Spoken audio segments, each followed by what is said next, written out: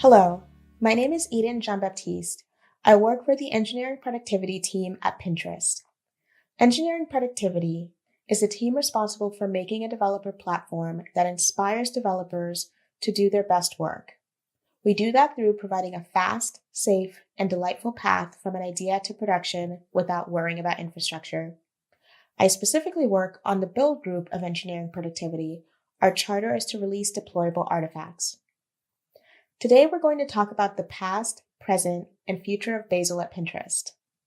We will start with how we got to where we are with Bazel, where we are with Bazel, the specific challenges faced along the way, and where we would like to go in the future.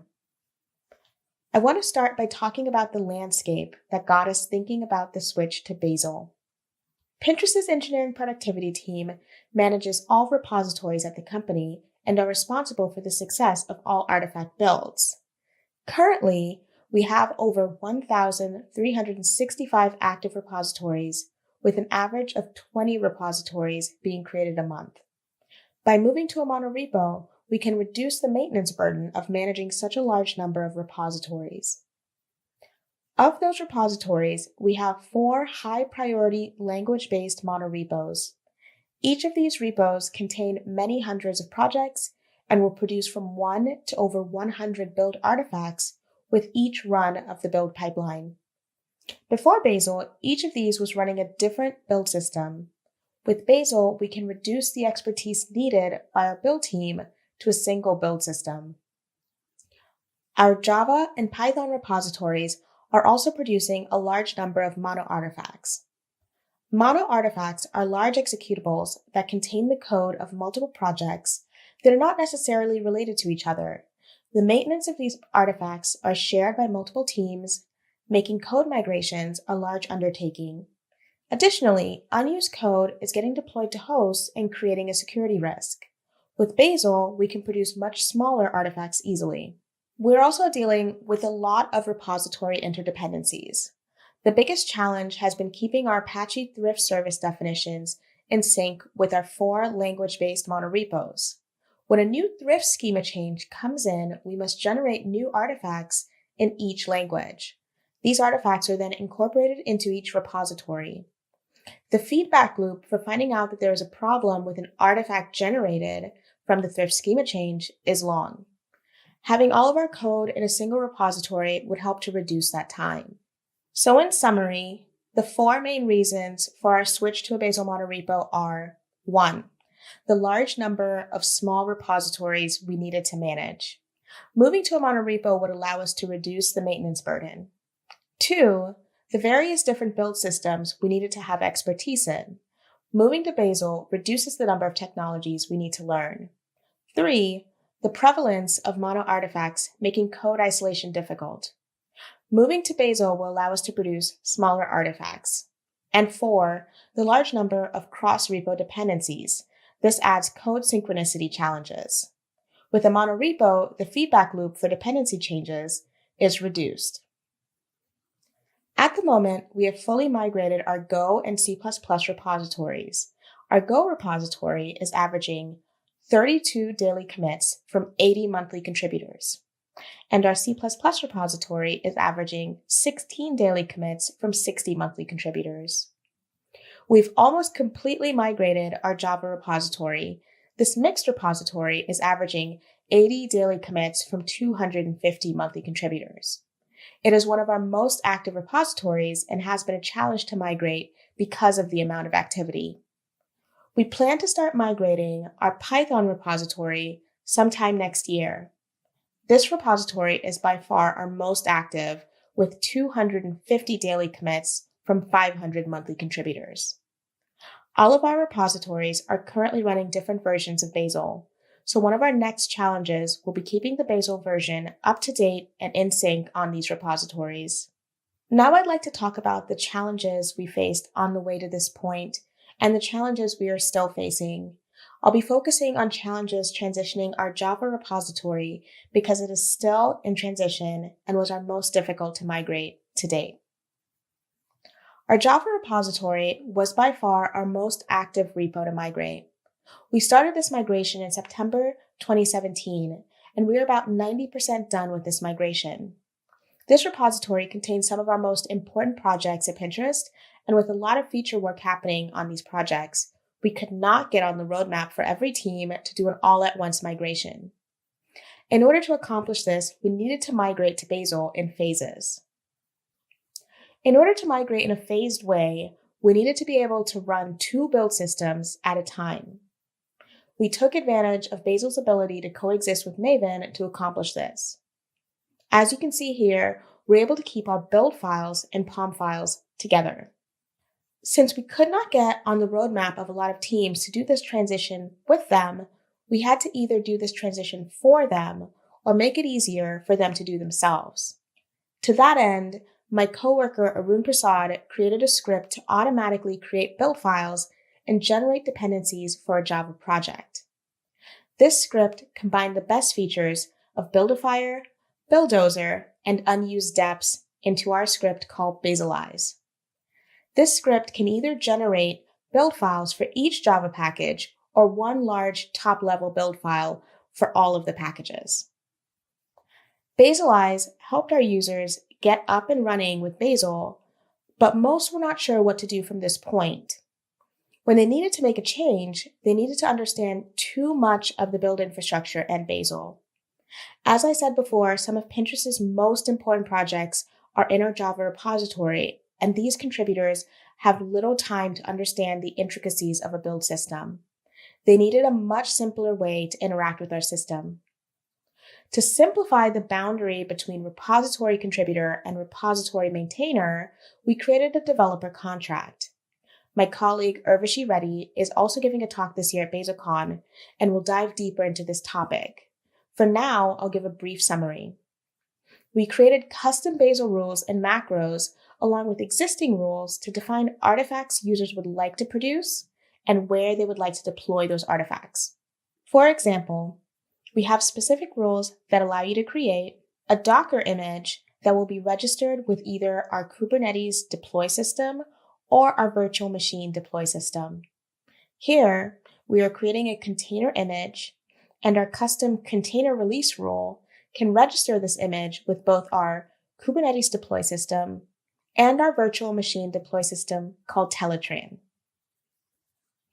We are also able to create a Debian package that can be distributed to configured hosts through Puppet. In this example, we are packaging the code using the package deb rule. Our custom release rule will make this package available for distribution to hosts using Puppet. Lastly, we can package a data job that will be registered with our workflow system. The job is a simple deploy jar, and our custom Hadoop release rule will make it available for consumption by the workflow system. We created a new build pipeline to support these new release rules. Here, you can see that when a new commit comes in, we will first calculate which files were changed, then figure out which rules need to be rerun based on the files changed. We will run the appropriate test rules for the changed files, and then we will do a test run of the release rules before running our release rules. These release rules create the deployable artifacts and save them to the appropriate locations and notify the appropriate deployment systems of the availability of new artifacts. The simplification has made it easier for repo contributors to only be minimally concerned with the build architecture of their code.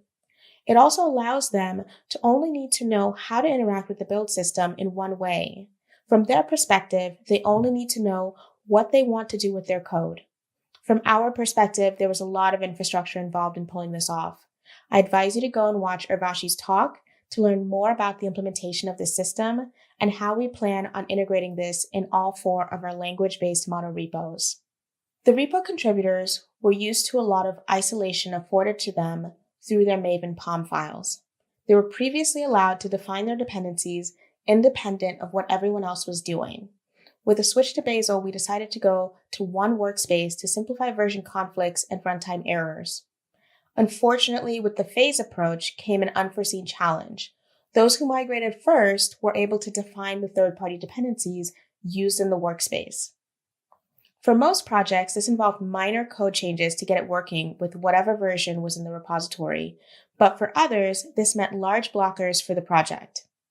We have allowed our users to create dependency version exceptions when they need to use a different version of a dependency due to a critical blocker.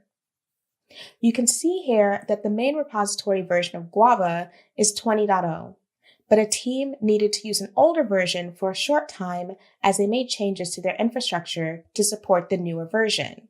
So an exception was made for 16.0.1. We do recognize that this should be used with caution as it could lead to runtime conflicts in dependent code.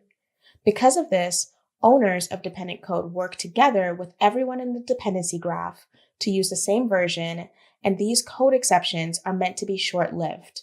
One of the biggest requests we get from users is the ability to support provided dependencies. This was particularly requested by our Hadoop infrastructure team, where the jobs in the Java repo would be run on the platform where the Hadoop dependency would be provided. We do discourage our repo contributors from creating an environment where the code is built with one set of dependencies and run on a different set of dependencies. For this reason, we have not built in support for provided dependencies. However, because there are dependencies that may exist on the host that could collide with the dependencies in the jar, we have created a custom rule to create a shaded jar. In this example, we'll package all of these dependencies into the same jar. We will then rename all classes in subpackages under com.google.auto.common to start with com.pinterest.shaded.auto.common instead. If there is a collision on the host, this is a workaround that will help resolve the issue until the host environment can be corrected. One challenge we are still facing is upgrading third-party dependencies. Right now, when a user needs to use a newer version of a dependency, or if security requires us to upgrade a dependency, the process is quite manual. We will need to create an exception for the new dependency, identify all targets that are using the old dependency, move projects in the same dependency graph to the new dependency, build the artifact, and test that the artifact is running properly in production. This process is extremely manual and requires a lot of coordination and puts our repository into a very fragile state until it is complete. For our next project, we'll be building a solution to make upgrading dependency versions simpler for ourselves and our users.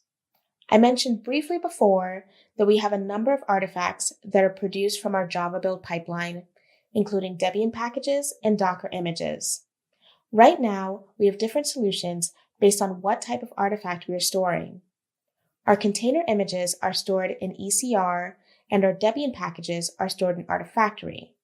In our Java repository, however, switching from Maven as our build system meant we needed a way to produce jars that could be downloaded for use in other applications without storing them in the Maven Central repository. The use case where this is most prevalent is our Hadoop jobs.